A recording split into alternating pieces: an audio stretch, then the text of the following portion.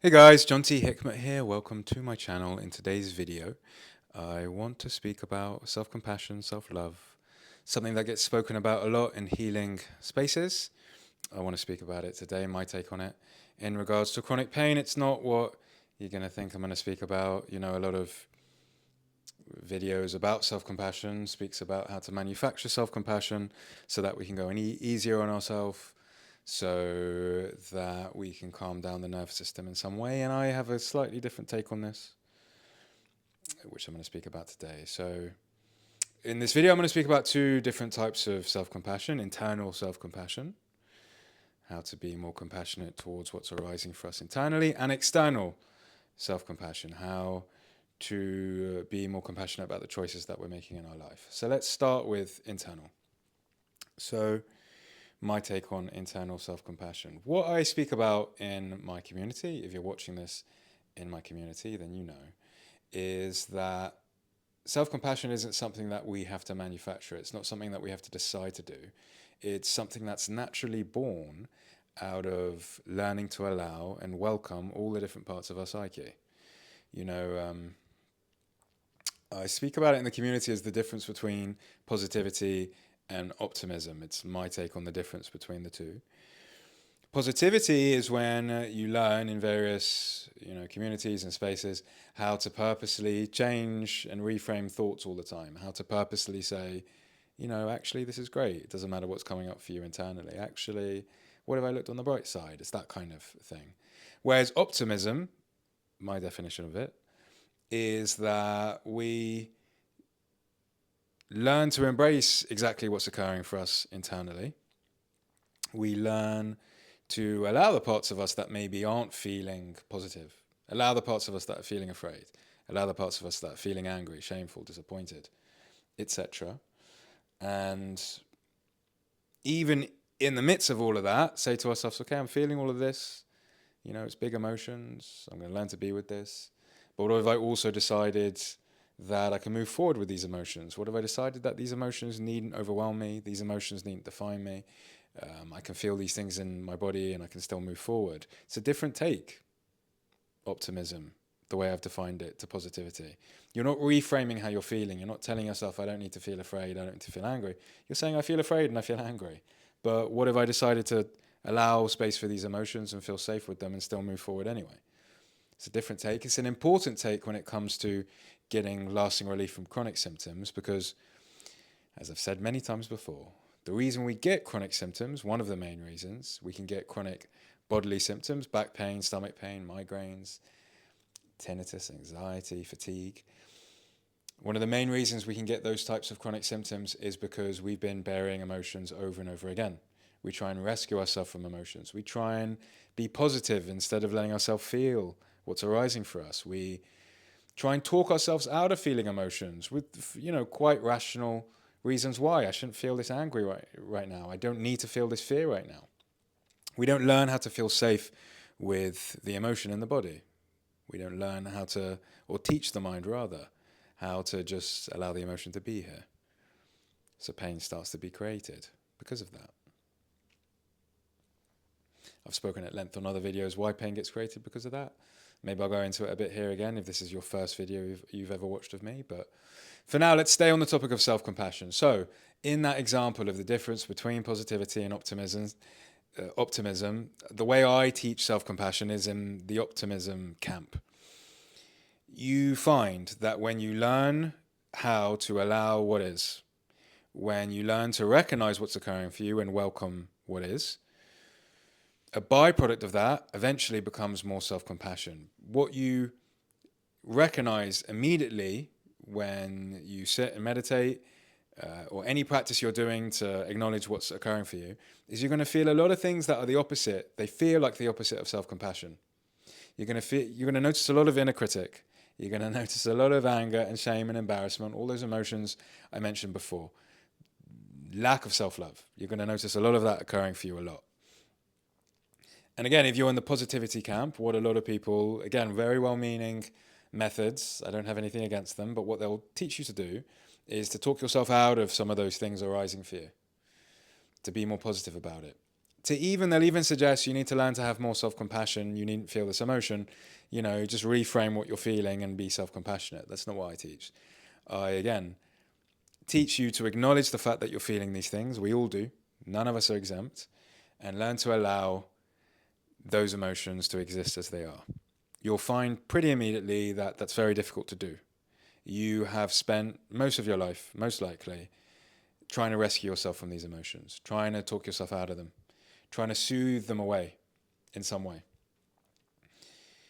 But when you learn what it takes, what it means to allow things instead of rescuing yourself from them, soothing yourself from them, pushing them away, you begin to recognize that, yes, it can feel uncomfortable to do so when you're first doing so, but actually emotions will rise and fall.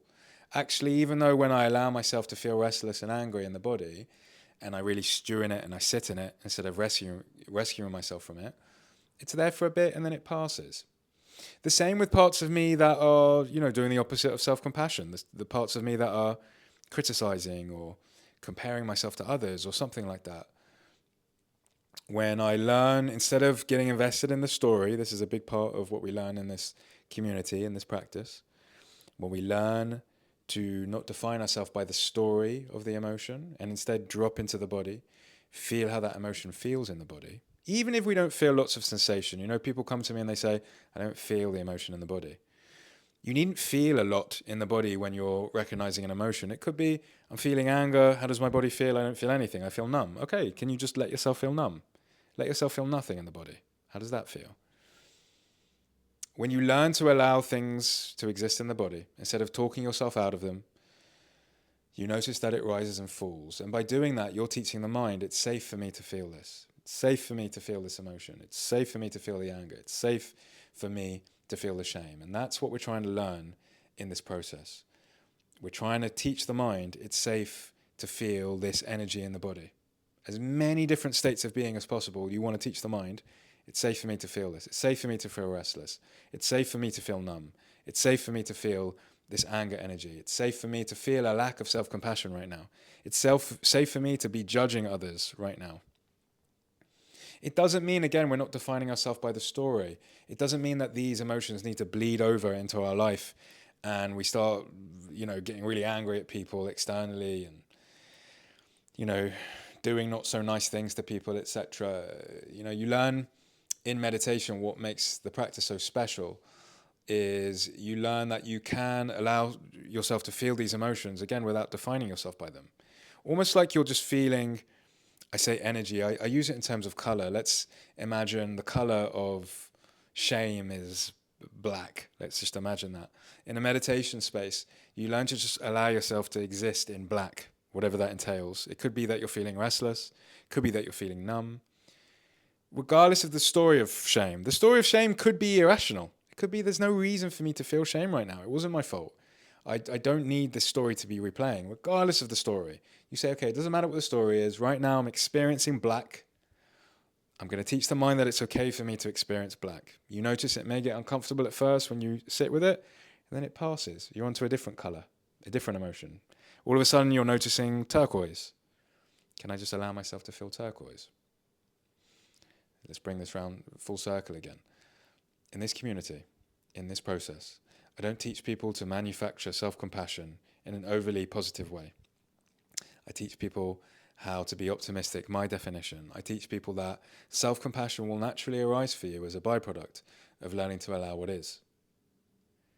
If all you're doing is manufacturing self-compassion all the time, all the moments when you don't feel self-compassion, which is going to happen, you're going to have an inner critic, you're going to have anger, you'll find that manufactured part of you is just going to try and push away the parts of you that aren't feeling self-compassion. You're going to notice like yourself feeling shame or the inner critic, and you're going to go, okay, I can't feel this right now. I shouldn't be feeling this color in the body. I need to be self-compassionate. You'll just push it away. And that's not something that we want to be teaching the mind. We want to be teaching the mind, it's safe for me to feel these things. So rather than manufacturing self-compassion, a better way to do so is to notice parts of you not feeling self-compassion, feeling inner critic, feeling the shame, and going, this can be here as well. That's the most wonderful type of self-compassion. This too can be here. It's counter to some even trainings that I did back in the day. I was a yoga teacher once upon a time, and you're taught various ways to talk to your students in classes, one of which is encouraging people in the midst of their yoga class. If you find yourself comparing yourself to other people, then remember that the people around you, they could be at a different place in their life, and be in your own practice and stay with yourself. And what you're doing there as a yoga teacher is seemingly lovely. You're telling people, be self-compassionate. If you're comparing yourself to others, then you needn't do so. You can just be with yourself. The reality is, lots of people in the room are comparing themselves to others. Lots of people are probably criticizing themselves. Lots of people are probably afraid or anxious, or they're planning what happened earlier, or they're waiting for the class to finish. Lots of people are feeling anything but self-compassion in the middle of a yoga class or in the middle of a meditation class. So towards the end of my yoga career, yoga teaching career, I became a bit more real. I became a bit more honest with how I would instruct people to navigate their internal space. I would say something like, if you find yourself comparing yourself to others, know that that's a very normal part of the psyche. It's normal that this is occurring for you. Let this part of you be here. How does it feel to experience the part of you that's comparing yourself to others while you're doing the shapes? Let's just be messy and raw and real, and let's just allow space for everything that is. That, as a form of more natural self-compassion, it's not manufactured. It's allowing yourself to feel everything that we're often we're taught not to feel. Don't criticize yourself. Always have self-love, etc., etc., etc., etc. And you actually find that you begin to soften. There's not pressure anymore. There's not pressure to go, oh no, I'm meant to be self-compassionate and I'm not feeling that right now. That pressure goes away because you're like, even if I'm judging people, even if nasty things are happening in my head, I'm gonna let it be here. I know it doesn't define me. I know the energy of this is gonna rise and fall. You take the pressure off. I needn't be perfect in this. We can go back to the analogy of the yoga class. I'm just gonna do the shape weird and compare myself to others and think I'm terrible at this, and I'm just gonna let myself feel the emotion of that. Internal self-compassion. It's all about not manufacturing it, rather allowing it to naturally occur as a byproduct of allowing everything that's there for us, including all the parts that don't feel self-compassion. Again, probably counter to a lot of different communities, a lot of different methods, but in my own practice, that's what I found worked for me and for people I work with. As always in these videos, if something doesn't work for you, just leave it. If it doesn't work for you, if this is a completely new idea that you've never tried, then I invite you to join the community if you haven't done so, and I'll show you how to do it, how it takes the pressure off to be calm and collected and spiritual all the time. Just, give yourself license to be a mess and love yourself in the midst of that.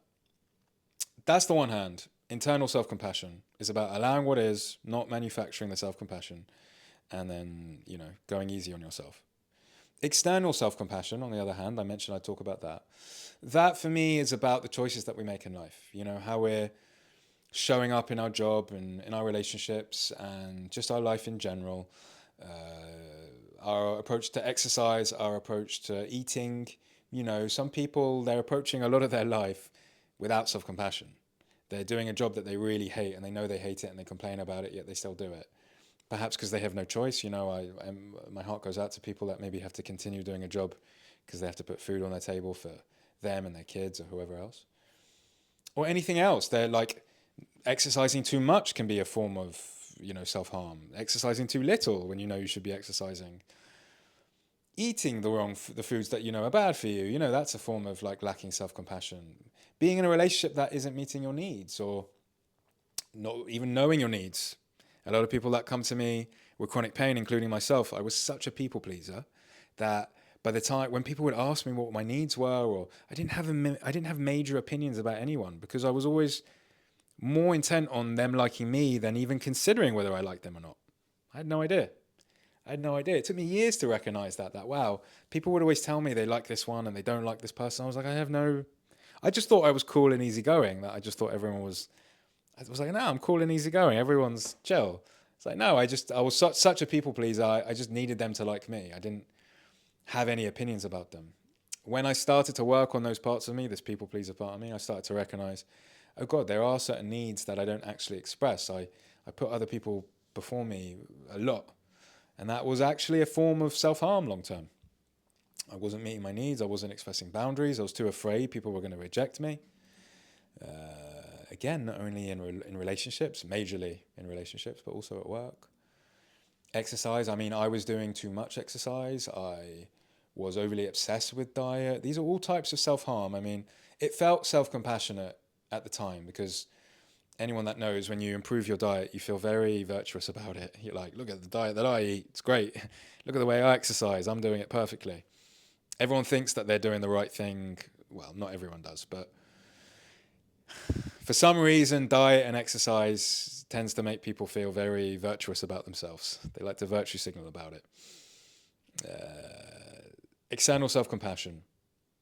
Are we doing too much, too little? Are we in relationships that are serving us or that are harming us? Are we in a career that serves us or harms us? And how can we alter self-compassion in that sense? I mean, pain will come into our lives. I spoke about it on the last video, on many videos. Pain often comes into our life to stop us in our track, to get us to slow down, because pain knows Jonty's not going to stop doing the career he hates and being in a relationship when he's not expressing his needs and being obsessed with diet. He's not going to stop doing that unless we give him pain. We need to give him pain to make him stop so he can reconsider these decisions in his life, so he can learn to actually be more self-compassionate, so he can learn to make choices in his life that are more aligned with him, right? And only when I had pain and eventually learn to listen did I start to consider, oh, maybe I need to adjust something in the relationship. Maybe the career isn't actually serving me that I'm in. Maybe I need to adjust the way I'm eating. Maybe I need to not be so obsessed with the way that I'm moving, and I need to go about it in a more relaxed way. So pain will often come into our life to get us to reconsider how we are being self-compassionate towards ourselves in the choices we're making in our life. And so learning to be self-compassionate externally, I'd say, requires having people around you that you can brainstorm with with these sorts of things. You know, my community is obviously a space where people are very often talking about decisions they're making in their life and how they can adjust them. Regardless if you join a community or you have a mentor, you have people around you that you trust. Do you have people around you that you trust, that you can talk through things with? Like, is my relationship actually serving me? Or how do you think I should change my career? Like, have these conversations with people around you so that you can make these shifts in the way that you need to. If you believe that some choices in your life are harming you and you can be more compassionate about them, you know, get support around you. If it feels really scary to do so and you need like professional support, that's what, you know, communities are here for and mentors are here for. You know, they can help guide you through this. Something that does tend to happen, last thing I'll say, with external choices that we make is addictions in particular. When we're doing something and we just feel like we can't stop, we keep repeating the same mistakes in relationships and we stay in the career that doesn't serve us and we keep eating terrible foods. Just addictive tendencies in general, whether it's smoking or alcohol or food, whatever it is, that tends to happen because some sort of psychological protective mechanism is forcing us to do that to avoid our emotions. So coming back to the internal self-compassion, when we start to cultivate a practice where we're learning to allow what is and no longer protecting ourselves or rescuing ourselves from feeling things like fear and shame, like I explained earlier, when we start to cultivate that practice and do it often, those psychological protective mechanisms no longer need us to reach for the bad food or to stay in the bad relationship. When we start to allow emotions more, our psyche goes, oh, Jonty doesn't need to protect himself from these emotions anymore. We can start making better decisions in our life. We can start to maybe have that conversation with the boss that we've been putting off, maybe even leave the job, maybe stop eating the foods that are bad for us, stop doing the exercise that's bad for us. When we allow what is more often, the protectors, they loosen their grip a bit and they also help us make better decisions in our life. So with external self-compassion, it's about surrounding yourself with people that you trust. If not, you know, getting mentorship in that regard so you can make better choices, and doing the internal work as well, allowing what is so that protective mechanisms no longer have you reaching for decisions that are going to harm you. That's all I have to say, I think. but like I did last video, I'm just going to look at my screen to see if I left anything out.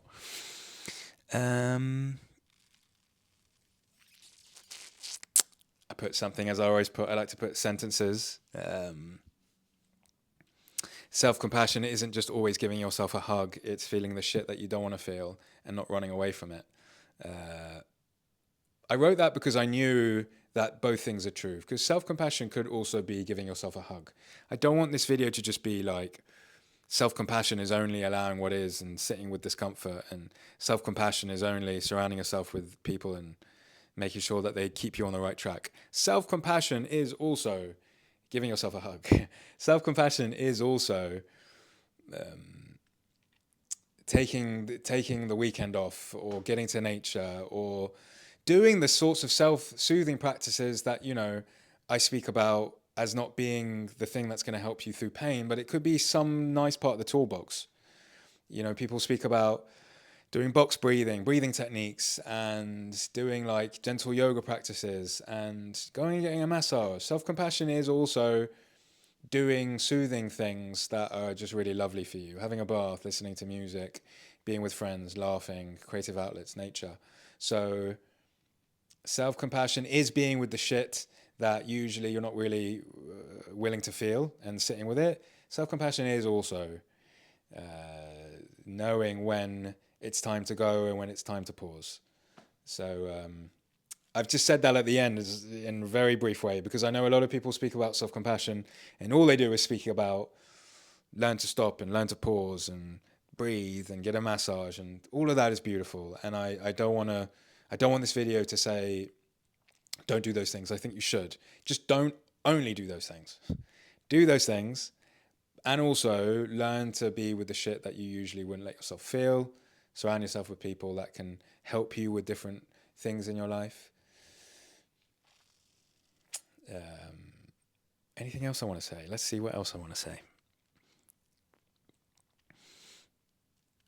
Yes, the nervous system is constantly scanning for whether things are safe or not safe. So you need to learn to be with the things that feel not so self-compassionate, and teach the mind that it's safe for you to feel. Anything else? I think that's it. Yeah, the last thing I'd say is, if again you've been to any of my meditation classes or learnt about how I encourage people to journal, I encourage people to end those practices by opening their heart to someone or something. Opening your heart means to have gratitude or compassion or love or empathy for anyone or anything. And that is a type of manufactured self-compassion. So even in my practices, when I'm teaching people to allow what is, at the end, I also encourage people, you can also start to practice what it feels like to purposely think, oh, I'm very grateful for that person. I never think about that. We're so distracted by our lives. We think that the lives that we have are, you know, the actual life that a human being was destined to have. It's not. The fact that I'm here with a microphone, with clothes on, you know, food in my belly, well slept, all of that is because people long before us worked out ways to provide all of that for us. But actually, it's not the reality of life. I know I'm getting a bit meta right now, but it's true. It's true. We take all of this comfort for granted. We think, oh God, it's if you know the food was 10 minutes late, we get aggravated, or the plane was an hour late. Oh damn, I can't fly in the sky to that other country quicker than I would have liked. It's ridiculous. Oh, my phone's not working in the exact way that it usually does. It's crazy how we complain about these things that are just such gifts, such, you know, amazing privileges. Really, like our destiny as humans, again, it's getting a bit meta, is to live on the savannah and in forests like other animals. We were, you know, had to fight for our food, and we had to fight for survival, really. We had to learn how to make fire. Probably a lot of us died very young. So at the end of a meditation and journaling, to have a bit of gratitude for like, holy fuck, this is amazing. This is amazing that I've got food. I live in London. I don't know where you are watching this, but I can just order anything I want on my phone now. Like not only food, not only takeaway food, but supermarket stuff. I can be like, I want a Bass cheesecake, and I want tortilla chips, and I want lobster, and I want water, and I also want some clothes. You could just click, click, click, click. I mean, I'm not saying all of this to to gloat. I'm just saying, if you live in the Western world and you're watching this, we're very privileged to manufacture a bit of gratitude at the end to consider that. I mean, you don't have to open your heart to the privileges of life. You can open your heart to a loved one or anyone or anything. The sunshine. I went on a rant. I always do. That's the video. Internal, external, self-compassion isn't only giving yourself a hug and having a bath and learning to pause, things that you need to learn how to do. It's also learning to allow what is, learning to allow all the parts of us that don't feel self-compassion, learning to be a mess, learning to let ourselves feel shame. It's also learning externally to know what our needs are and to meet them with the choices in life, career, relationships, what have you. Surrounding yourself with people that support you, that have your best interests at heart. That's the video. Thanks for watching. As always, if you have any questions, shares, any scrutiny of the video, anything you'd like to challenge me on, please do so below in the comments section on YouTube or in the community. Otherwise, thanks for watching. Looking forward to hearing from you soon.